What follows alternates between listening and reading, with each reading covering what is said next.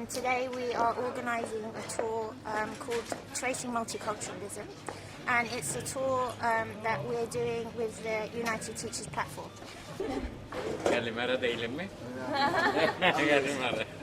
The aim of it actually is to bring teachers and educators from both sides of the island together to actually walk around the old city of Nicosia, the northern part and the southern part, and basically experience history together.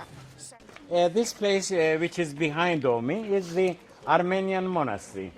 It was known as a Benediction nunnery, and the name of the church is Saint Mary of Tartosa.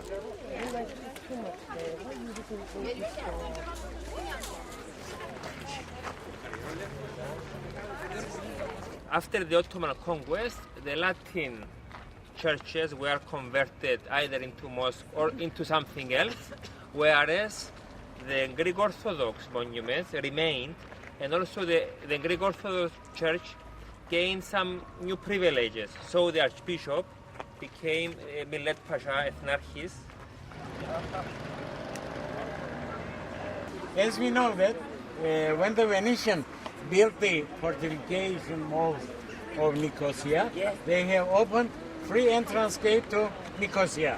One of them is Famagusta Gate, the other one is Paphos Gate, and this one is the Kyrene Gate.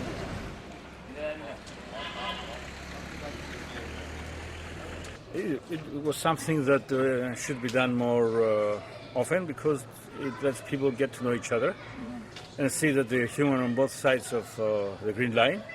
So there's nothing to divide between them. There is only things that unite them. Chetinka is very famous. All the Greeks and Turks know very well. Yes. We remember some names. Defter Ali, for example.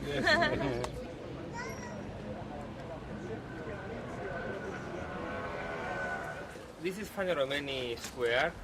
It's a very famous neighborhood, and also is a place with a big symbolic value for Greek Orthodox Greek Cypriots. This church here is the biggest Greek Orthodox church within the walls. It's the first time I've done one of these tours, although I've been, in both sides of Nicosia, and I know quite a few of the old sites. But what really appealed to me was the symbolism of the whole thing. The idea that a bi-communal group was going to be visiting the whole city. I think that's very important. It gives an important message. And it's, different to see the city as a joint group and go around all these places.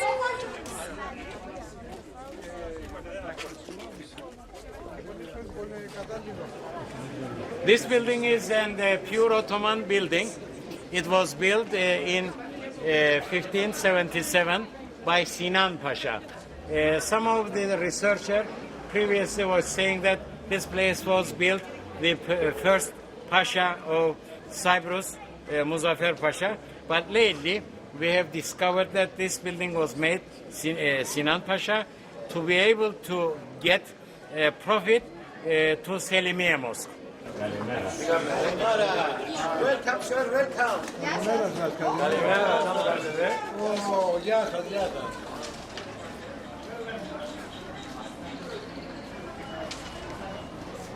An English person which make a research on Nicosia measured and found that the place here which we are staying is the center of Nicosia.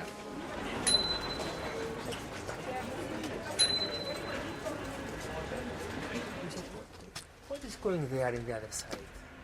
Everything is destroyed. Who is trying to occupy the people? It was the end of the world here. End of the world. You could go to Australia, but here the culture is in devastation. Okay, Yeah. And one day I went, after when I grew up, and I went abroad to many countries, and I met other people, and I went to Bila, this mixed village, and I met Taniel. I said, okay, who are these people who are living here? And it was Taniel and some other people. So it was a big, People, real people. it was a big change really, in life,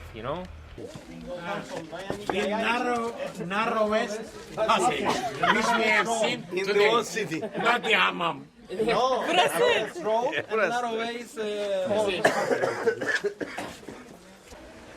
First time I am coming here. Very nice. And they did a good, what do you say? Good restoration. It's actually like a very simple idea, and it is that they experience this city together. So they learn something new maybe about the city, they share their thoughts about the city, they see how it's not basically Greek Cypriot or Turkish Cypriot, but it has different aspects to it. And behind these buildings is Ermo. the Paphos Street. Yes. Paphos. Yes. And then it continues Esarmou. Paphos is this way. Yeah. There's some Armenian history, there's British history, Turkish history, Greek history, and this is something that we want people to basically kind of share together. And maybe from doing this, actually, it can be transported into the classrooms, and a different way of like learning history and teaching history could actually start emerging. Bye-bye.